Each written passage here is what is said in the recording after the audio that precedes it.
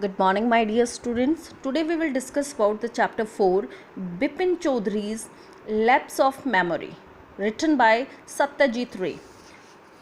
Students, this is a very interesting story by Satyajit Ray.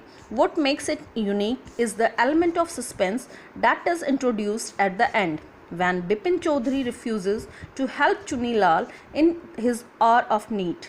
Chunilal decides to avenge it in his own sweet way. What follows next is an intriguing as it is compelling. Let's start to discuss about the chapter. Chunilal was passing through some financial constraints. He went to Bepin Choudhury with the request to get him a job. However, being preoccupied, Bepin could not help him much.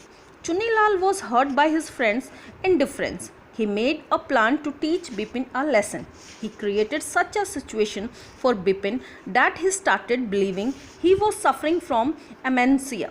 First, a man named Parimal Ghosh met him at a bookshop and started talking to him as if he were an old acquaintance. But Bepin had never met him before. He talked to him about his week-long Ranchi trip in 1958. Bepin was at a loss. He was positive about never having been to Ranchi. However, when he said the same to Parimal Ghosh, he was shocked at Bepin's forgetfulness. He even told him he could confirm it from Mr. Dinesh Mukherjee, who was also with them during the trip. This meeting with Parimal Ghosh left Bepin very unnerved. He started to feel something was wrong with him. He was unable to focus on his work as he kept trying to recall any event from the Ranchi trip. But in vain, he called Mr. Dinesh Mukherjee to confirm. To his utter shock, he also validated the facts about the trip. When Bepin was going through this tension, Chunilal also called upon him to know whether he had found any job for him. At first, Bepin did not want to see him and asked his servant to send him. But later on his rush to meet him to inquire if he knew anything about his Ranchi trip, Chunilal also confirmed that he himself had got his looking done for the trip.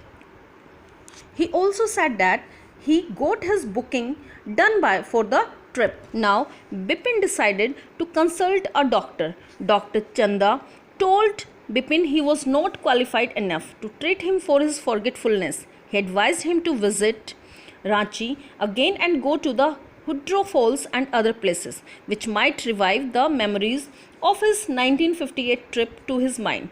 Bepin went to Ranchi and visited all the places, but could not remember anything about the trip. At Choudhury Falls, he fell unconscious and two Gujarati gentlemen helped him. Next morning, Bepin returned to Calcutta. Fearing that he would soon lose his memory completely, he called Dr. Chanda to see him. As he lay in bed after the shower waiting for the doctor, his servant gave him a letter.